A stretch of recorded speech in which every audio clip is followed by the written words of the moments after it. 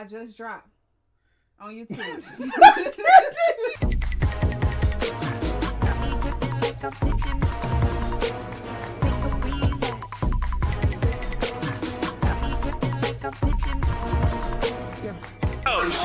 get this party going. You got another day to be great. You woke up, so that means that you have another day to be great. What? What's up, Homeroom with Oh Smooth my Fam? I'm here with Smooth on this wonderful, wonderful evening because he can't talk right now. It's your boy Frankie. It's your boy Smooth. We're here to run these topics right now and and entertain you for the next 30 to 45 minutes. How are you today? Oh, bro, I'm doing good when I'm not coughing. All right. So this is episode number 336. All right. 2024 ain't playing. And when I say it ain't playing, I'm over here sick in the summer. I'm sick in the summer.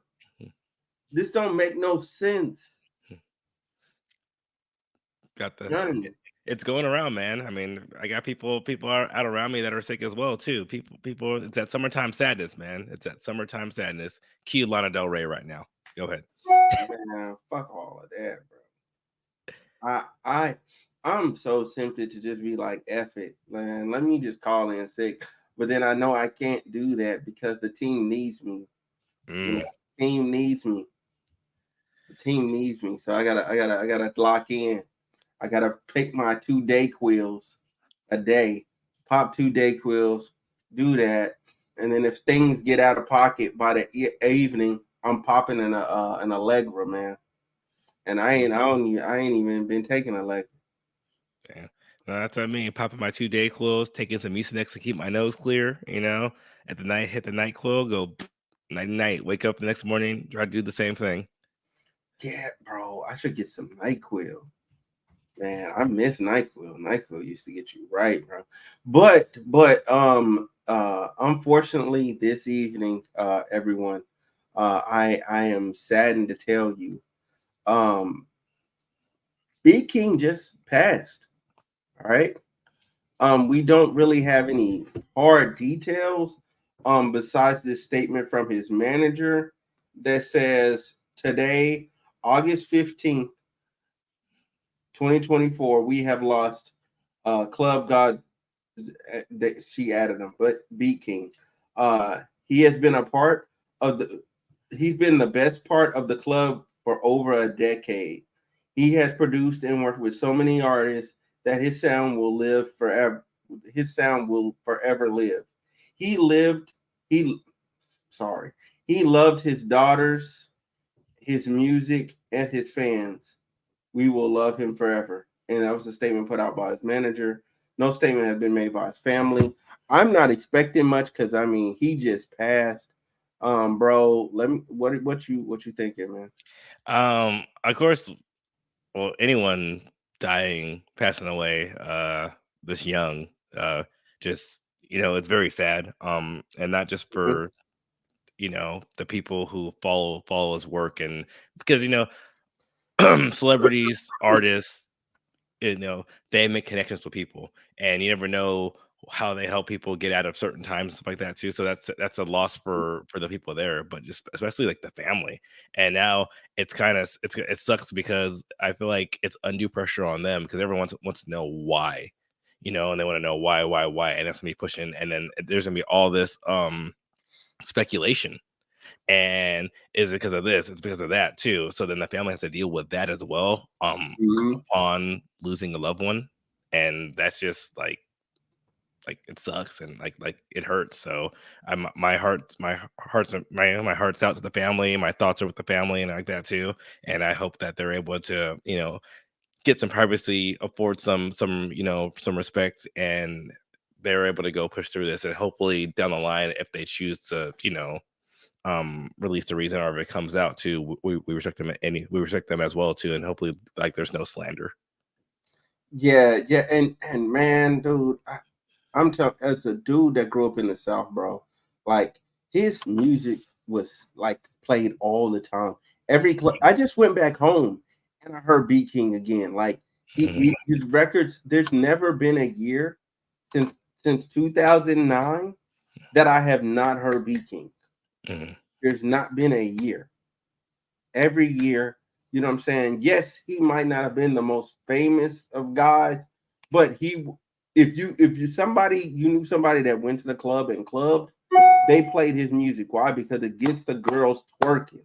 All right. He was all about fun, having a good time. You know what I'm saying? He always was getting the vibes right, man. And my thoughts and prayers to his family, man, and everybody that knew him during this time, man. Yeah. Oh, it's always, yeah.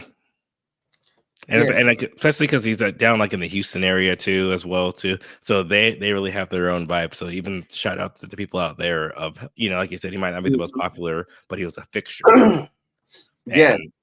And like you said, he's a fixture that, something like of their own. And it shows that you don't have to be the biggest person to make a difference. Mm-hmm. That's true, man. That's very true. You don't have to. Like, if you can just touch and help the people that are around you, you can make so much of a difference. And it's that butterfly effect. I fully believe in that. Like, if you help one person who helps another person who helps another person, like, eventually you've touched everybody in the world. Like, I think kindness spreads. It spreads slowly, but it does spread. And I think everyone kind of owes it on themselves to spread more happiness out there.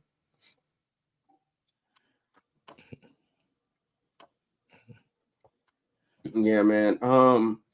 But with that being said, man, let's turn our attention to big Michael Rubin, man. So Michael Rubin, he had some comments that he wanted to say.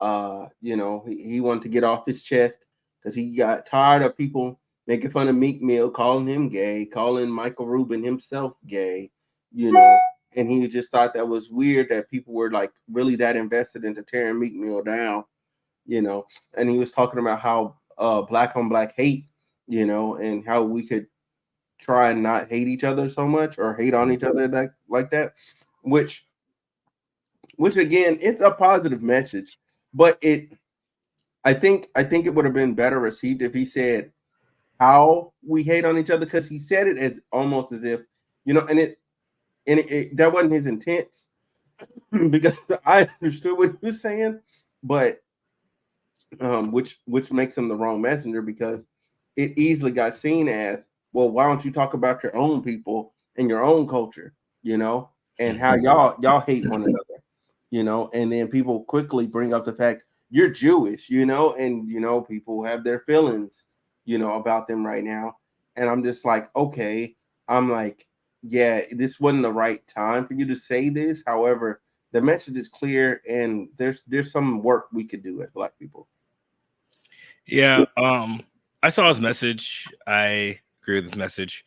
I think when people, because he got a phone call from someone that he respects a lot, is what he said, and he said that they're saying that it wasn't his place to speak on Black culture, but I also think that people, a lot of negative connotation from Black culture comes from outside. So sometimes it takes someone from the outside to say, hey, this is what we're seeing. Because if we're saying, hey, you can't speak about Black culture, but it's having a negative impact or negative connotation, or just, in just a visual appearance, but we're saying you can't speak on it, it doesn't change what people are saying. So I do think it takes someone from the outside to kind of look at it and see it.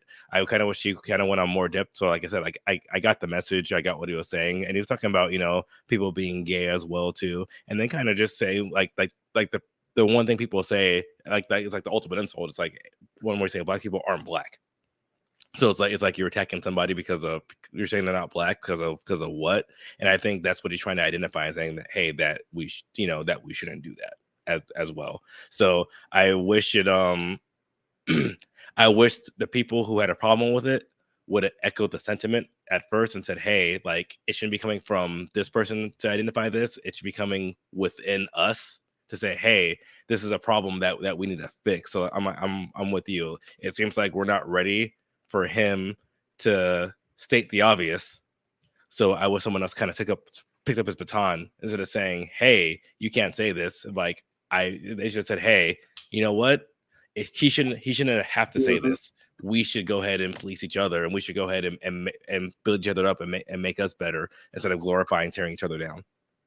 Right. And my thing is this, like, I don't have a problem with people hating on people or people feeling a way about somebody and having something to say about them, whether it's positive or negative. Like, I don't think that's necessarily the problem. I think the problem is the method in which we do it. Like, we do a lot of dog toweling. We do a lot of like really ripping into each other terribly. Now, is some of it warranted for some people? Yes. I'm going to give my favorite example, Blueface and Krishan Rock. That shit's warranted. Yeah. It's warranted. But that's the difference, though. But you don't say she's not black, or you don't say they aren't black. Like, and I think wait, he didn't say nobody wasn't black. No. I'm saying I'm going overhead and saying I'm taking another way because it's how because the thing is you're not attacking or sorry like that too. Sorry, let me make the bet. You're not attacking their culture. You're attacking them as a person. Okay. You know what? Okay. Yeah. Okay. I get where you're coming from. Yeah. That makes a lot of sense. You're not attacking their person. You're attacking their culture. Thus, everybody else is getting offended because we're like, what are you talking about? Yeah, and that's the thing and he's saying because usually when some people hate on people.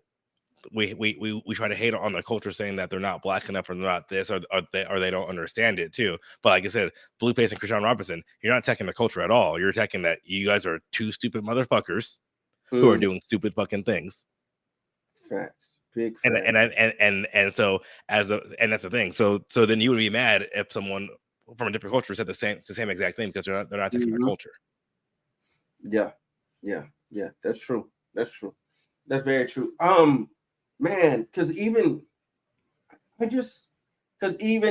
another part of the I almost said another part of the monkeypox, but another part of my Rubin thing is that his he also talked about Drake, you know what I'm saying, and inviting Drake to the party.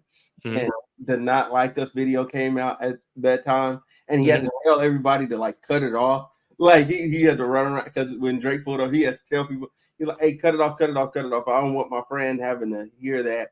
You know what I'm saying? He's already hearing it enough, getting beat over the head enough. We're not playing that here at all. You know what I'm saying? To come out, have a good time, which I respected. I was like, that's a good friend move. You know, I would hope my friend wouldn't play my diss track as soon as I walk in. Because that'd be wild. As soon as you get there. Yeah. Everybody pointing at you. I'm like, oh, that'd be wild. I'd be sick.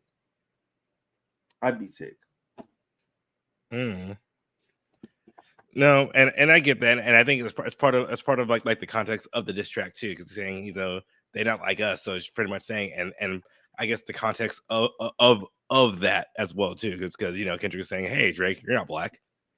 So and I think that highlights some more of what he's saying. So maybe I think that's why I said like you're not attacking them about being black in their culture, and I think that's what he's trying to say. Like you shouldn't have to do that because of someone, you know, they don't know everything because you can't help where you're born, you can't help where you live. There's certain things you can do with the life that you live, but there are certain opportunities that are scenarios that you're going to get yourself into and not get yourself into. And it doesn't mean like you can't be a part of a culture that you identify with as well too. And I think we try to say, oh, since you're not from the hood, you're not X, Y, and Z, which is categorically not fair, because guess what? When people see like that too, there's still the same amount of opportunities that you miss out upon just because of how you look. I mean, if we're going to do it like that, then any well-off black person, their children are automatically not black. Yeah. Like LeBron James kids have never touched the hood. Like they never had to touch the hood. Yeah. But they're black. They're full black. Kevin Hart's kids. Another example. They're being raised in extreme wealth. Yeah. That doesn't make them less black. Black is not just poverty. Black is not just being poor. Black is multifaceted. Okay, we are gamers, plumbers, politicians, podcasters. You name it. Yeah. Black people are there and well represented. Mm-hmm. Olympic champions. We got a lot of those. We got a lot of those. A lot of gold medals. You know. Yeah. I just think it's one of those things where we, like, he made a point. It's like, hey, like we can't. There's differences within the community, so it doesn't mean that you're not in the community because of these differences.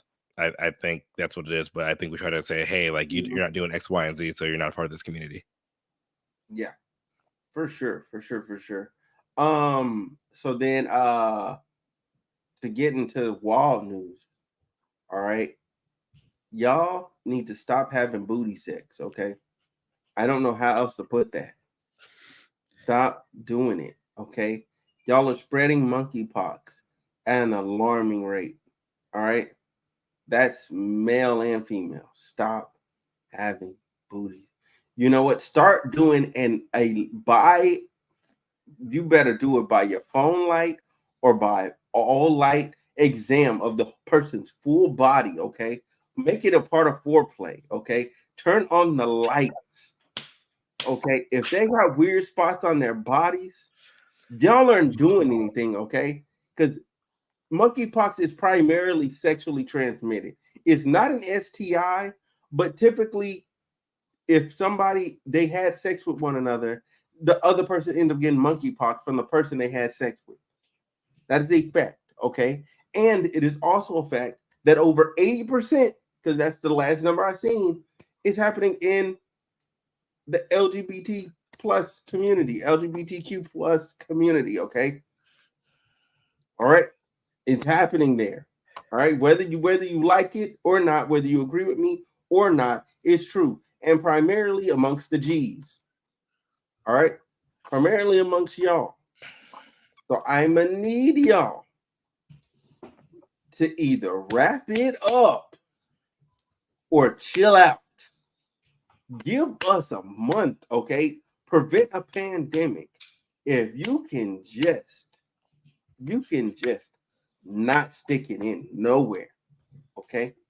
Don't smash no. If you feel like just a little bit of itch, don't stick it in nowhere. If you're starting to get weird spot, don't stick it in nobody. We don't need no more of this. We don't need no monkeypox nowhere. I don't want to see it. I don't want to hear it. Okay? No. And you know, if you get monkeypox as a man, people are going to assume that you're gay. That's just what it is. All right? So stop it. Stop it. I'm done. That's just a little quick. Well, I'm gonna start off backwards. There's no issue with being gay. You know, we support them too. Right. Mpox is a thing too. We just had Pride Month. There are vaccines for Mpox, and it's readily available. So I do think it's good to be educated on that. Oh, there's vaccines. Good. Yeah. Well, why is it this big of a deal?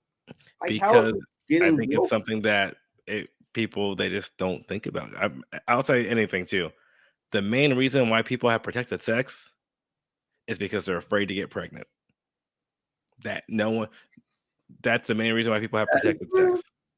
Because, and I'll say it from a straight man like that too, and knowing people, when people hear like, oh, you're on the pill, oh, you got this, take off the rubber and like, I'm gonna go in there. So I only can imagine in a community where, guess what, you can't reproduce. Yeah. So I think that's just the main thing too. But I mean, Mpox, it's a vaccine, two shots like within 28 days. It's like a 2-dose series, and then you got it too. Exactly. You know, and yeah, I think that's what it is.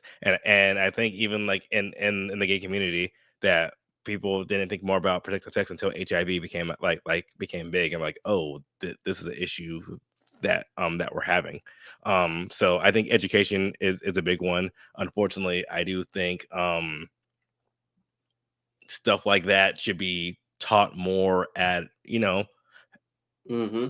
it should be taught more. It should be brought out more. People should be educated more about it. I don't know what's the best age or anything to do about it, but it's like, hey, these are actual things. And I think even like in sex ed and stuff like that too, we talk about all the heterosexual stuff like that too. We don't talk about the possibilities of what can happen on in same sex relationships as well, or in poly relationships where people are just swapping stuff with a bunch of other people as well too. So, and like you said, the LGBTQ plus community, they're the most at risk most at risk. So, they hopefully they get more educated about it. So then they don't have to, so then they are safe too, because, as we were saying, it's mostly, it's mostly sexually transmitted. You can get it non-sexually transmitted too. So it suck for somebody, because I know if I had something and I was able to give it to a person accidentally without any context, especially something that's known to be more sexually transmitted, and I gave it else to somebody, and that could possibly ruin their life, I would feel horrible. So, and I think that's just another one of just looking out for your fellow person and being like, hey, this could be a life altering thing, especially if they're not expecting it. And then they have other connotations, because like, what if you give it to someone who's freaking married? And now the wife's like, oh yeah, monkeypox. And then it's like, oh, you got that from this. And they're like, no, like, no, I didn't too. Like, I would feel horrible that you could ruin someone's life about that. So I think you just need to be a good person as well, protect yourself and protect others. So yeah, I do want to say, so yeah, the WHO does say, like he said, there's 2 vaccinations. So I really want to know why this is called monkeypox. But it's mpox. Well, it's mpox because it came from Congo. Yeah, okay, because it came from the Congo. That's what I'm seeing right here. It came particularly the Republic of the Congo and the neighboring Burundi, Kenya, Rwanda, and Uganda. They all have it spread. It's all spreading there, pretty rapidly, due to poverty, the wars, the civil skirmishes, excuse me, that are going on. And then you also have like people that are doing international travel. It's now spreading to people overseas. So I believe Spain has a couple cases. We in the United States have a few. There's one that I just seen, the guy I just showed you, dude, that's in San Francisco, you know what I'm saying, with monkeypox. And I'm like, who in the world were you with? Like, this is contract tracing. We have the systems built from this for COVID. Start tracking and severely isolating these people. And if they don't want to listen, you are endangering public health. Go to jail. And you're just gonna sit in solitary till you're better. Okay, I'm sorry. I'm sorry. So when we have the opportunity to prevent something from becoming this widespread bad thing, and there's a small little bit of bad actors that don't want to act right, that want to run around and do terrible things, we're going to pack you up, buddy. Let's go and pack you up. Let's go and pack you up. Send you up a yonder. Do you have anything else you want to add to the monkeypox? No, that was really it. I mean, I think we hit it all. For sure. Now, look, let's talk about this Detroit judge, okay? This man, I think I actually have the, yep, I sure do. I sure do. I got the footage. We're going to run it. And, yeah, we'll respond. I spoke to Judge Kenneth King. He stands by what he did, placing a 16-year-old in handcuffs after she was allegedly misbehaving on a field trip in his courtroom. Can you Something you learn about my courtroom is that I am not a toy. I'm not to be played with. What started out as an informational field trip with the Greening of Detroit nonprofit Tuesday to the 36th District Court in front of Judge King. This is the 36th District Court for the city of Detroit. We do just about everything that happens in the city of Detroit. Quickly turned into Judge King getting visibly agitated over a sleeping student in his courtroom. You fall asleep in my courtroom one more time, I'm putting you in the back, understood? Judge King had her removed from the courtroom, but he told me crazy. that didn't fix her, quote, attitude. And that's when he pulled out the jail uniform and handcuffs. That's not something that normally happens, but I felt compelled to do it because I didn't like the child's attitude. King says he was trying to teach the teenager a lesson on behavior and respect in court. I haven't been disrespected like that in a very long time. He then threatened the girl with jail time. I'm going to go to sleep tonight while you're sitting in the juvenile detention facility. Was I really going to do that? Probably not. Could I have? Probably so. But that's not what I want to do to a kid who's there on a field trip. His methods on teaching the youth now raising questions within the legal community. Larry Dubin, a former attorney with a background in legal ethics and now a law professor, making his concerns heard. Just totally inappropriate. There were so many other ways in which to have helped that young girl learn. I have never seen anything quite like what I saw that took place in the courtroom. The nonprofit running the field trip tells me in a statement, quote, although the judge was trying to teach a lesson of respect, his methods were unacceptable. The young lady was traumatized by the judge's unnecessary disciplinary treatment and scolding. The judge standing by his methods, though, saying it was all just to help children from being in his courtroom later in life. So that was my own version of scared straight. Nah. So here's my problem with Buddy, right? So let's get to the truth. The truth about that little girl is her mother came out and revealed that, you know what I'm saying, she was heartbroken by they're taking a they want to file a complaint or whatever. The judge, the governing body over the judges in Detroit already removed him from the bench temporarily as they investigate his actions. Because the girl and her mother, they don't have a home. They're like kind of couch surfing, or they're like in between home, like they're in a really bad spot right now. So that's why the child is sleepy, because she can't get good sleep where she's at. So now you punish the little girl for something that was beyond her control. And that makes no sense. You didn't even try to empathize with it. You didn't try to understand. You didn't reach out like anything. You could have done numerous things as a judge to find out what was going on in the kid's life. And that's not even personal disrespect. If the kid is asleep, the kid is asleep. It's not like I thought I was going to see the kid that cussed me out. The kid was being loud and irate. No, the child was asleep. And you felt your ego. You felt your ego was attacked. Like, get the fuck out of here. You can tell by his interview, he is on a power trip. He's like, could I have done this? Like, he's like, would I have done this? No. Could I have done this? Yes. Like you said, it's his ego. It feels like he has like way too much power that is unchecked, or he feels that he has so much power that is unchecked. Like you said, the student didn't do like that, and the thing is, he already removed her from the room, and then who is he to be like, you know what, that's not good enough? Because the thing is, as a judge, you listen to the whole case. Yeah, there's a jury at the peers, and then after you listening to the whole case, then you could go and make a more severe or reduced punishment for whoever's going to court, for whoever's standing trial, right? Yeah. This one, he didn't do it. He didn't get any information. He didn't listen to any information. He just said, "Hey, they did this, so I'm doing this.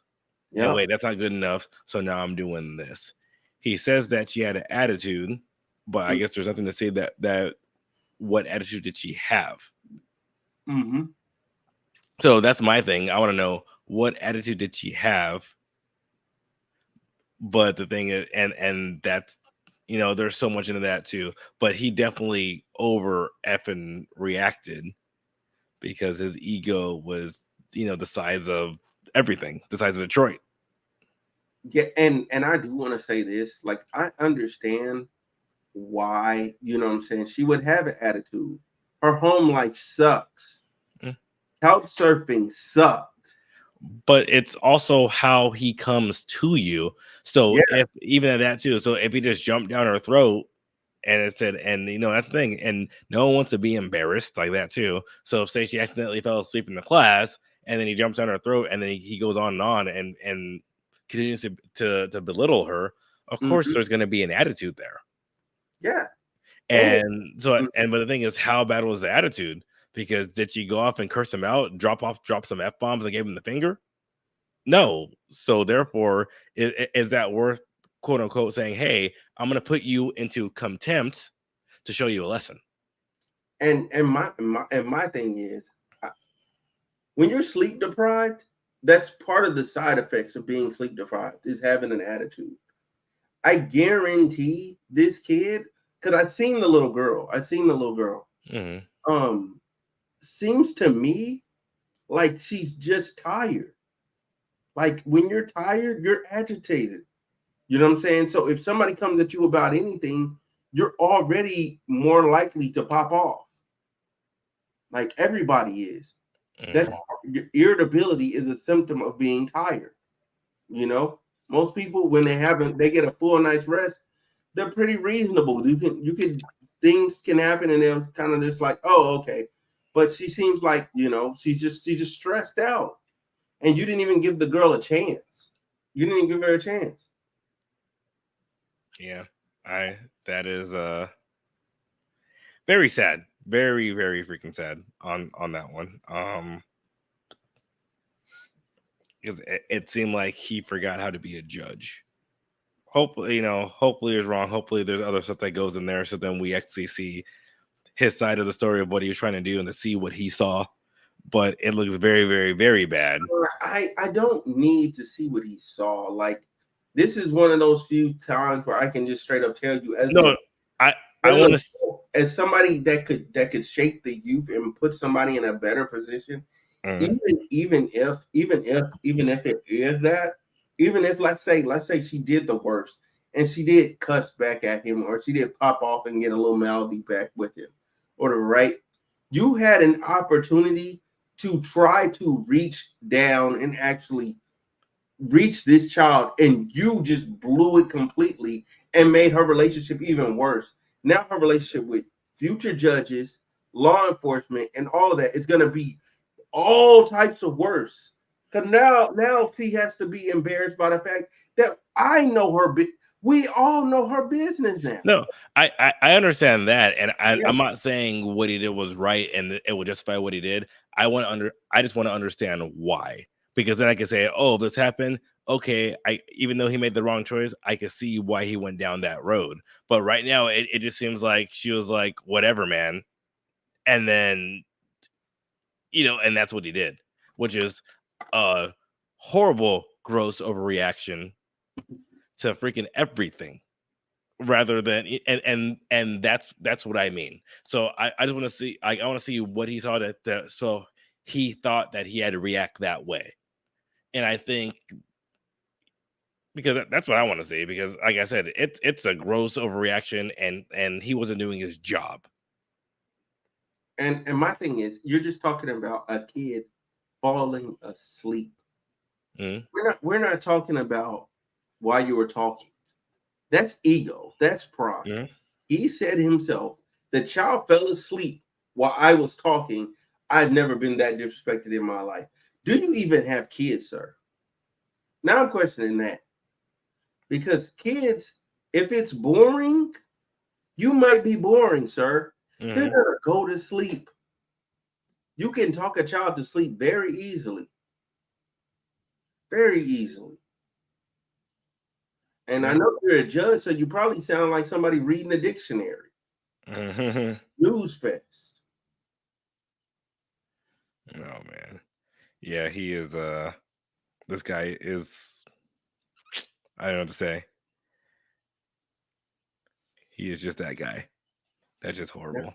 And I'm glad they're gonna review everything that he's doing, and I'm hopefully, and I think the thing is too right now. Hopefully he comes back down the line and empathizes more, because right now he still seems defiant and saying that, oh, steadfast. And the thing is, and maybe even says, I stand by what I did, but I see what else I could have done, because it seems like he's like, no, it's just my way and no other way about that too. So, and I think that's just the worst thing about it. Yeah, for sure, Detroit. You have do you have anything else, bro? That you want to No, just talk about? no, just it seems back to what I was saying, absolute power, corrupts absolutely. And it seems that's just what he's at right now for that one. But other than that, there is nothing going on in the world for me to talk about.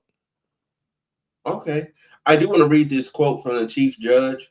We're going to have him go through some training sessions dealing with cultural competency and cultural competency, also some sensitivity training, because there should never be a situation where a child is on a field trip and she ends up in a jail suit and handcuffs.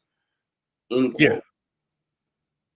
Which I totally agree with, because it wasn't just and I will say this way too, like when I saw more about it, if she was removed from the courtroom in handcuffs to show contempt, and after that she was out of that too, well, too, but you made her freaking change and do this, and like you want like the most effing extra, and with me, even the handcuffs is too much.